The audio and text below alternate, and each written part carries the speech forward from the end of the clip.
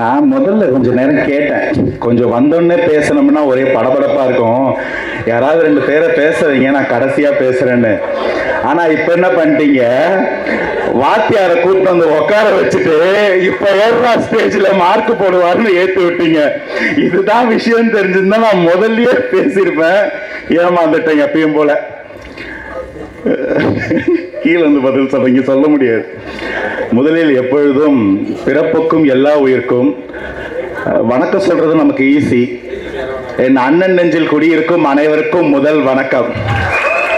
ஆனா இப்போ என்னன்னா, என்னுடைய சொந்த அண்ணன் ராஜ்மோகன் என்ன உள்ள வந்தோடனே புரோட்டோகால் ஃபார்ம் ஆயிடுச்சு. அதனால மாண்புமிகு கல்வி, தமிழ் வளர்ச்சி மற்றும் தொல்லியல் துறை அமைச்சர் அண்ணன் ராஜ்மோகன் அவர்களுக்கு முதல் வணக்கத்தை தெரிவித்துக் கொண்டு, இந்த ஈவெண்ட்டை இவ்வளவு சிறப்பா அழகா ஆர்கனைஸ் பண்ணி ரெண்டு கொட்டி என்னை இழுத்துன்னு வந்த அன்பு அண்ணன் குரு அண்ணா, குரு தலைவா அவர்களுக்கு மிக்க நன்றி. Thanks for having Meena. Phone போட்டு நேற்று மத்தியானத்துல இருந்து சண்டை போட்டுட்டு இருந்த ராம் அண்ணாக்கும், அனைத்து ஓடிஎஃப்சி நிர்வாகிகளுக்கும், தாவேக்கா குடும்பத்தினருக்கும், தாவேக்காவா இருக்குமா இல்லையான்னு தெரியாதவங்களுக்கும், கன்ஃபார்மா தாவேக்கா இல்லைன்னு உள்ள இருக்கிற அந்த 3 பேருக்கும், உங்க அனைவருக்கும் என் முதல் வணக்கம். எனக்கு இந்த ஈவெண்ட்டை பார்க்கும்போது இருந்து மண்டைக்குள்ள ஓடிட்டு இருக்கிறது ஒரே விஷயம்தான். 3ல ஒருத்தன் வந்தாலே ஒண்ணுக்கு போறவளோ அடிப்பான், 3 பேரும் ஒன்னா வந்தா என்னென்ன போறவோ அடிப்பான்னு ஒரு காமெடி இருக்கும். நம்ம எல்லாருக்கும் கனெக்ஷனே கிடையாது. யார் யாரோ எப்படி எப்படியோ எங்கேயோ பிறந்தோம் என்னென்னவோ பண்ணும் போது திமுகக்கும் மற்றவங்களுக்கும் தண்ணியை உள்ள விட்டு வெளில எடுத்துருவோம். ஒட்டுமொத்த பேரையும் ஒரே டீமா ஒரே கூரைக்கு ஆர்கனைஸ் பண்ணி வச்சா இதுக்கப்புறம் நமக்கு பிரச்சனை இல்லை. திமுக நிலைமையை நினைச்சாதான் பரிதாபமா இருக்கு. ஏன்னா இவ்வளவு நாள் அவங்களுக்கு ஒரு பெரிய சந்தேகம், ஒரு போஸ்ட் வந்திருக்கும்னு சொல்லுவாங்க. என்கிட்ட பத்தி நண்பர்கள் சொல்லும் போது தம்பி தியாகு அவர்களும் நண்பர் நரேஷ் சொன்னா, அண்ணன் டேட்டா எடுத்துட்டு வந்துருவாரு. டேட்டாலாம் அண்ணன் எடுக்கிறது இல்ல, நம்ம ஆளுங்க போடுறத ஒரு முகமா போய் உட்காந்து பேசிட்டு வர, அவ்வளவுதான். சாமி இது உள்ளபடியே சத்தியம். முந்தநேத்து கூட ஒரு டிபேட்ல அவர் கேட்கிறார், எதிரில் உட்காந்துருக்கூடிய திமுக பரந்தாமன் சார் கேட்கிறாரு, ஒரே ஒரு திட்டத்துக்கு பேரை மாத்தினதா சொல்லுங்க பாப்போன்னு. காலையில தான் எனக்கு ஒரு போஸ்ட் வந்தது, வரிசையா 6 திட்டம், ஒன்னும் சிரமப்படவில்லை, சேவ்டு லிஸ்ட்ல போட்டு வச்சிருந்தேன். எடுத்து வெக்கமே இல்லாம மொபைல பார்த்தே படிச்சேன். ஒட்டுமொத்த திமுகவும் நேற்று சாயந்தரத்து வந்து வெக்கப்பட்டுக்கிட்டு இருக்கான். இப்படி நம்ம எல்லாரும் தனித்தனியா, இந்த விரல்கள் போல தனித்தனியா இருக்கும் போது எதிரி கண்ணில் விரலை விட்டு ஆக்கிட்டோம். இன்னைக்கு இந்த விரல் இப்படி சேர்ந்திருக்கு, கொஞ்ச நாள் கழிச்சு இப்படி சேர்ந்தா எப்படி இருக்கும்ன்றத உங்களுடைய ஜட்ஜ்மெண்ட்டுக்கே விட்டுறேன். நம்ம எல்லாரும் இண்டிபெண்டன்ட் கிரியேட்டர்ஸ் தான். நம்ம எல்லாருக்கும் தனித்தனி கோல்ஸ் இருக்கும், தனித்தனி ஃபேன் பேஸ் இருக்கும். ஆனா குறிக்கோள் ஒண்ணுதான். அந்த குறிக்கோள் என்னன்னா, தமிழ்நாடு நல்லா இருக்கணும், அவ்வளவுதான். உங்களுக்கு வந்து அண்ணனை சிஎம் ஆக்கணும், ராஜ்மோகன் அமைச்சராக்கணும்னு யோசிச்சிருப்பீங்களான்னு எனக்கு சத்தியமா தெரியாது. ஆனா உங்க எல்லாரோட குறிக்கோள், அந்த மனுஷனோட குறிக்கோளும் தமிழ்நாடு நல்லா இருக்கணும்ன்றது தான்.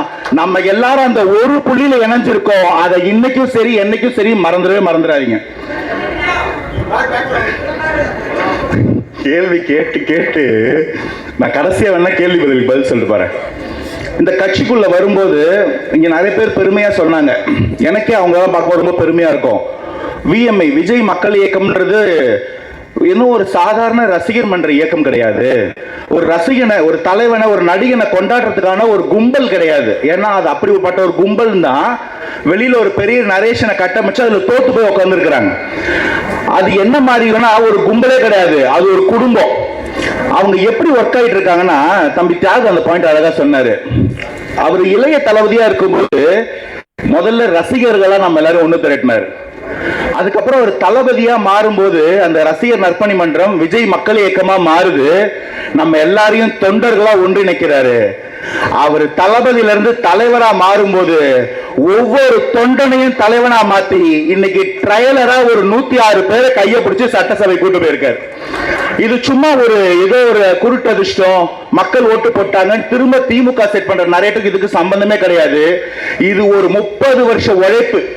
அந்த தலைவன் ஒவ்வொரு முறையும் ஒவ்வொரு இடத்திலையும் ஒவ்வொரு விஷயம் சேவையா செய்ய சொல்லும் போதும் இதுக்கு பின்னாடி ஒரு காரணம் இருக்குன்னு அவருடைய வலி, உழைப்பு, அதுல சம்பாதிச்ச பணம் கூட அவர் 1 கோடி ரூபாய் போட்டார்னா கூட இருக்கிற ஒவ்வொருத்தரும் 10 ரூபாய் போட்டு இப்படி உருவாகி களத்துல வேரூன்றி நிற்கக்கூடிய ஒரு அமைப்பு தான் விஜய் மக்கள் இயக்கம். அதோட ஆன்லைன் வெர்ஷனா தான் நான் OTFC பாக்குறேன். சோ இந்த இயக்கத்தை பத்தி என்னன்னே புரியாம வெளியில இருந்து அவதூறு பரப்பி இன்னைக்கு அவங்களுக்கு அது மட்டும் இல்ல, அரசியலே புரியல. இன்னமும் யார் ஓட்டு போட்டா எதுக்கு ஓட்டு போட்டான்னு தெரியாம எப்படி ஜெயிச்சோன்றதே புரியாம உட்கார்ந்துருக்காங்க. நரேஷ் சொன்ன மாதிரி அது அவங்க புரிஞ்சுக்கிறதுக்கே 25 வருஷம் ஆகும். அது அவங்க புரிஞ்சுக்கும் போது நம்ம வேற இடத்துல இருப்போம், கொஞ்சம் கூட டவுட்டே வேணாம். இப்படி எந்த இடத்துல எடுத்தாலும் இப்படி ஒரு குடும்பமா பவுண்டா ஒன்னா இருக்கிற ஒருத்தங்க கிட்ட நான் உள்ள வரும்போது நான் மக்கள் இயக்கம்லாம் இல்லை, நான் OTFC எல்லாம் இல்லை. தளபதி பார்த்தாரு, இந்த பெரிய கூட்டம் நமக்காக வேலை செய்து அதுல சில பேரை முதல் கட்டமா அங்கீகரிப்போம், கொஞ்ச நாள்ல எல்லாரையும் அங்கீகரிப்போன்ற ஒரு முடிவுல என்ன போல ஒருத்தரையோ, தியாகு போல ஒருத்தரையோ, நரேஷ் போல ஒருத்தரையோ, ராகுல் காந்தி என்ன போல ஒருத்தரையோ உள்ள கொண்டு வராரு. உள்ள வரும்போது எனக்கு தெரியல என்ன எப்படி ரிசீவ் பண்ணுவாங்கன்னு. மொத்த தாவேக்காவும் 2 கரம் நீட்டி வாரி என்ன அணைச்சுக்கிட்டாங்க. என்ன ஒரு நாள் ஒரு பொழுதும் நான் யாரு, இந்த இடத்துல நான் என்ன பண்றேன், நான் ஏன் இங்க கூட இருக்கிறேன்னு யோசிக்க வச்சதே கிடையாது. அது எனக்கு ஒரு பெரிய கான்பிடன்ஸ் கொடுத்துச்சு. இந்த இடத்துல ஒரு பெரிய பலம் இருக்கு, அந்த பலத்துக்கு பின்னாடி ஒரே ஒருத்தர் இருக்காரு, இது சாமானியமா அமைஞ்சதா இருக்காது. இததான் ஒரு கதையில சொல்லுவாங்க. ஒரு பள்ளிக்கூடத்துல, புது கதைலாம் இல்ல, நீங்க எப்பவுமே கேட்டு கதைங்க தான். ஒரு பள்ளிக்கூடத்துல கிளாஸ் மிஸ் ஒருத்தங்க எல்லா குழந்தைக்கும் ஒரு பலூன் கொடுப்பாங்க. அந்த பலூனை ஊதி உங்க பேரை எழுதி வச்சுக்கோங்க அப்படின்னு சொல்லுவாங்க. சொன்ன உடனே எல்லா குழந்தையும் எழுதி வச்சுக்கோ. இப்ப இந்த பலூனை பறக்க விட்டுடுங்க. பறக்க விட்டோடனே 1 நிமிஷம் டைம், அவங்க பேர் எழுதின பலூனை கரெக்டா போய் எடுத்துட்டு வரணும்னு சொன்னோடனே எல்லா குழந்தைங்களும் போய் அவங்க பலூன் எடுக்கிறாங்க. என் பேர் இல்ல, பேரு நரேஷ் தூக்கி போட்டுறாங்க, பேரு தியாகு தூக்கி போட்டுறாங்க, பேரு ராகுல் காந்தி தூக்கி போட்டுறாங்க. 1 நிமிஷம் ஆச்சு, யார் கையிலுமே பலூன் இல்ல. கொஞ்ச நேரம் கழிச்சு அந்த மிஸ் சொல்றாங்க, யாராலையும் ஜெயிக்க முடியல. ஆமா ஜெயிக்க முடியல. சரி இப்ப நான் இப்படி சொல்றேன், ட்ரை பண்ணி பாருன்னு. யார் கையில எந்த பலூன் கொடுத்தாலும் அந்த பலூன்ல என்ன பேர் இருக்கோ அவங்க கிட்ட கொண்டு போய் கொடுத்துருங்க, இப்படி ட்ரை பண்ணி பாருங்கன்னு சொல்றாங்க. மொத்தம் 10 செகண்ட் கூட ஆகல. எடுத்து பார்த்தா நரேஷ் பலூன் எடுத்து போய் நான் நரேஷ் கிட்ட கொடுத்துட்டேன். நரேஷ் கிட்ட கிடைச்சது ராகுல் அண்ணன் பலூன், அவங்க அங்க கொடுத்துட்டான். அவர்கிட்ட கிடைச்ச பலூன் என் பலூன் என்கிட்ட கொடுத்துட்டாரு. 10 செகண்ட்ல எல்லார் கையிலும் பலூன் வந்துருச்சு. அது போல தனக்காகன்னு யோசிக்கும் போது தனித்தனியா நிக்கிற நம்ம எல்லாரும் மற்றவங்களுக்காக, நம்ம தலைவருக்காக யோசிக்கும் போது ஒன்னா சேர்ற பலம் இருக்குல்ல, இந்த பலம் வேற எங்கேயுமே கிடைக்காது. இது கொடுக்கறதுனால மட்டுமே வர்ற பலம். அப்படி கொடுத்து பலமான கூட்டம் தான் இன்னைக்கு தமிழக வெற்றி கழகமா வளர்ந்து நிக்குது. அதனாலதான் இவங்களுக்கு புரியல. கேக்குறாங்க சட்டசபையில, பட்ஜெட் போட காசு இல்ல, 10 லட்சம் கோடி கடன் சொல்லிட்டு வந்தீங்களே, இன்னைக்கு என்னடானா தாய் மாமன் சீரு, தாய் கேரு, தங்க மோதிரம் திட்டம்னு ஒட்டு மொத்தமா கொண்டு வந்து நிக்கிறீங்களே, எங்க வந்தது காசு? கொடுக்கணும்ன்றது மட்டும்தான் தளபதி எங்களுக்கு சொல்லி கொடுத்தாரு, மத்ததெல்லாம் மேல இருக்கிற அவரே கொடுத்தாரு. அப்படிதான் இன்னைக்கு இந்த பட்ஜெட் எடுத்து முன்ன வச்சிருக்கோம். தளபதி ஒரு காட்ஸ் ஓன் சைல்டுன்னு நான் சொல்ல வேண்டிய அவசியம் கிடையாது. ஒரு கட்சி, இது வரைக்கும் கட்சிகள் எப்படி இருக்கு? எங்க அப்பா கட்சி ஆரம்பிச்சது வேற ஒரு நல்ல தலைவர், நாங்க பிடிக்கணும். வேற ஒரு தலைவர் ஆரம்பிச்சாரு, அது வேற ஒருத்தங்கிட்ட போயிட்டு நாங்க கூவத்தூர்ல போய் எடுத்துக்கணும். வேற யாரோ ஒருத்தர் 60 வருஷம் முன்னாடி ஆரம்பிச்சாரு, அதை திரும்ப ரிவைவ் பண்ணிக்கிட்டோம். 100 வருஷ கட்சி, 140 வருஷ கட்சி, ஒரு கட்சிக்கும் 18 கட்சி கூட்டணி, 26 கட்சி கூட்டணின்னு தனியா நிக்க பயமா, இல்ல தனியா நிக்க முடியலையா, இல்ல வயசானவங்களுக்கு வீல் ஸ்டேர் தேவைப்படுற மாதிரி, ஸ்டிக் தேவைப்படுற மாதிரி உங்களுக்கு தேவைப்படுதான்னு தெரியல. ஒரு மனுஷன் வந்தாரு, ஒரே ஆளா களத்துல தனியா வந்து நின்னாரு, ஒரு கட்சி ஆரம்பிச்சாரு. 2 வருஷம் ஒரே கட்சியா இந்த ஒட்டுமொத்த கட்சிகளையும் முட்டி போட்டு தண்ணி குடிக்க வச்சாருன்னா அது தனி மனிதனுடைய சாதனை இல்ல, இந்த ஒற்றுமைக்கு கிடைத்த சாதனை. அன்னைக்கு அண்ணன் சொன்னாரு 1967 77 வரலாறு திரும்பன்னு, அவங்களுக்கு அது புரியல, நிரூபிச்சாரு. இன்னைக்கு திரும்பவும் சொல்றேன், 1977 அப்புறமா ஒரு வரலாறு படைக்கப்பட்டது.